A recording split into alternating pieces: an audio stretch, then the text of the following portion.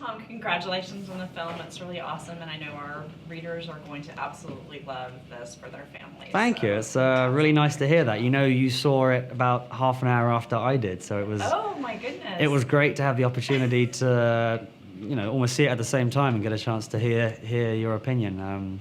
Yeah, thoroughly pleased. It was certainly a deep source of inner confliction. You know, he doesn't know what to do at all in that moment.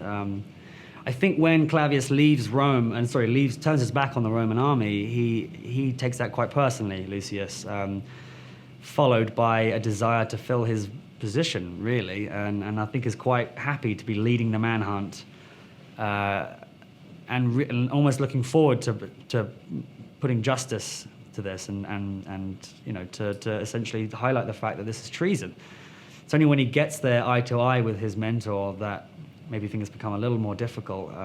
But ultimately, I think it's shock.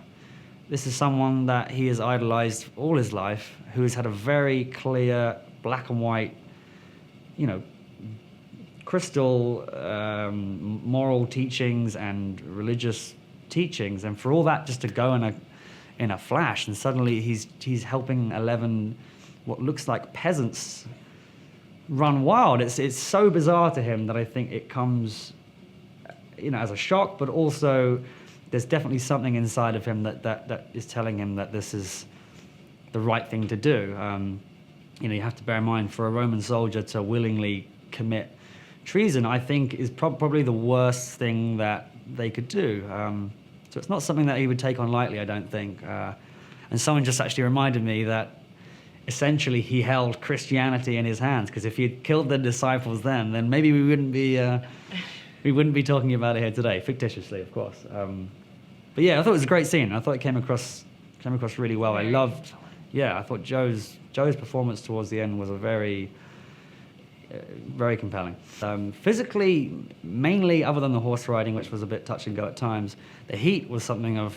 I feel sorry for the Roman soldiers that they wore what they wore in 93-degree weather or whatever it was. We were very lucky that we had great costume designers and made everything authentic, which also meant that it wasn't very breathable. Even getting the stuff on was a task in itself, let alone walking for miles in it. So that was certainly challenging. You know, spiritually, I think it's quite similar in many ways to what I have gone through in the last sort of decade or so, and that's where sort of the ability to remove yourself from things that you were taught as a child and almost indoctrinated as a youngster, and being able to come up with your own opinions and beliefs, even if it's not something that you don't need to say, I'm sure of this and I'm sure of that. In fact, saying, I'm unsure of this and I'm unsure of that is probably a better way of living, you know, rather than sort of being absolutely convinced of something, when, you know, we learn stuff every day, and it's much more fun to be open, and yeah, it definitely taught me a lot and changed the way that I see spirituality and religion as a whole. I think it's really important for everyone of our generation, of today's world, to see this film, because although it has a religious context and there is some sort of honest violence of the time, Romans weren't the most pleasant to certain people. There are definitely some adult themes in it. Ultimately, for me, it changed my perception of how to talk about these subjects. I only saw it yesterday for the first time, and already I've had fascinating discussions and almost debates with people that I know we simply would not be having these debates without. So it sort of encompasses so much of the moral teachings of Jesus, but also things that completely non-religious people will take away from it as well.